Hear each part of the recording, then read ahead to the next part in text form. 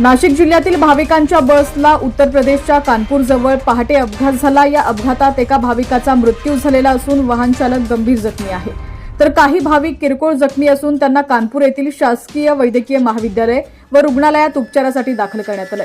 या अपघाताची माहिती मिळताच नाशिकचे जिल्हाधिकारी आयुष प्रसाद यांनी कानपूर येथील प्रवाशांशी संपर्क साधत भाविकांना सर्वोत्तपरी सहकार्य करण्याची विनंती केली आहे। नाशिक जिल्ह्यातील ओझर, पिंपळगाव, मालेगाव परिसरातील सुमारे 50 भाविक उत्तर भारतात तीर्थयात्रेसाठी खासगी बसने गुरुवारी निघाली होते।